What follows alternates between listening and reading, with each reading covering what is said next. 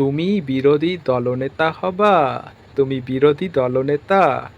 তো চলুন, বেশি কথা না বলে আজকে ঋতব্রত বন্দ্যোপাধ্যায়কে নিয়ে কিছু বলা যাক। কারণ কি, এরকম দোকলাবাজি তৃণমূলের নামকরা নেতা, তার ব্যাপারে না বললে হয়? তো ঋতব্রত বন্দ্যোপাধ্যায় প্রথমে উনি কিসে ছিলেন? সিপিএমে। তিনি সিপিএমের বিধায়ক ছিলেন। তো তার কিছু অপকর্ম, যার কারণে তাকে বিধায়ক পদ থেকে সিপিএম সাসপেন্ড করেছিল। সিপিএম যখন তাকে সাসপেন্ড করে দল থেকে, তখন এসে মমতা ব্যানার্জির পায়ের তলায় অনুপ্রাণিত হয়ে ভোটের টিকিট পেয়ে বিধানসভায় উনি বিধায়ক হন এই কিছুদিন আগে। ঠিক আছে? তো এই যে ঋতব্রত বন্দ্যোপাধ্যায়, একে কেন সিপিএম সাসপেন্ড করলো, তার মূল বিষয়টা কি একটু দেখে নেওয়া যাক, তাই না? সাসপেন্ড করার জন্য তো কোনো তো কারণ থাকে, রিজন থাকে। এত বড় নামকরা বিরোধী দলনেতা হবে, বিরোধী দলনেতার কাণ্ড কারখানা দেখতে হবে না? তো চলো দেখে নেওয়া যাক বিরোধী দলনেতার কাণ্ড কারখানা।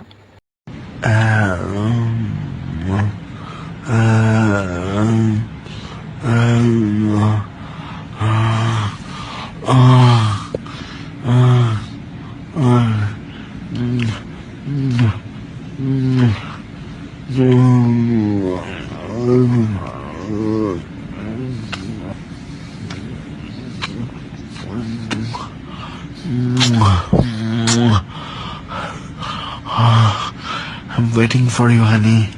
I'm just waiting for.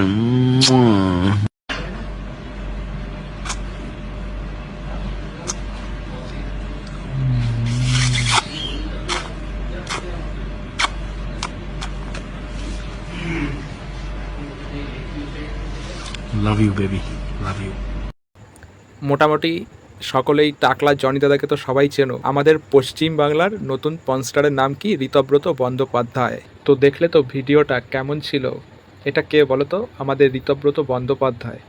পাক্কা পনস্টারের থেকে কোনো অংশে কম নয়। এ নাকি আবার বিরোধী দলনেতা হবে, যার চরিত্রের ঠিক ঠিকানা নেই, যে একটা ধর্ষণের কেসে যুক্ত, তাকে বিরোধী দলনেতা হিসাবে মমতা ব্যানার্জিকে অ্যাপ্রিসিয়েট করতে হবে। আর মমতা ব্যানার্জি তার উপরে দলনেত্রী থাকবে। এরকম নির্লজ্জ, নেমোখারাম, বর্বর, নোংরা মস্তিষ্ক সম্পন্ন এরকম মানুষের দলনেত্রী হওয়ার থেকে একেবারে দলটাকে ভেঙে দিয়ে বেশ করেছে। কারণ কি, এরকম নোংরা মেন্টালিটি মস্তিষ্কের মানুষজনের থেকে একা থেকে নতুনভাবে দল তৈরি করা সবথেকে উত্তম এবং যুক্তিযুক্ত বিষয়। দিদি যেটা করেছে একদম ঠিক করেছে। আর যে সকল নেতা পাল্টিবাজগুলো 60 জন পালিয়ে গেলে আর যে কজন রয়েছে, তো তাদেরকে একটা কথাই বলবো, এরাই হচ্ছে প্রকৃত কর্মী। কারণ কি, যে 60 জন সুবিধার জন্য মমতা ব্যানার্জির পাশ থেকে সরে গেলেন, আর যে 20 জন রয়ে গেলেন, তারা হচ্ছে খাঁটি সোনা। আর এই খাঁটি সোনারা কোনো দিন পাল্টাবে না। তো কি হয়েছে, তুমি নিজে থেকে বিরোধী দলনেতা হও, কতদিন তুমি বিরোধী দলনেতা থাকবে আমরাও দেখতে চাই।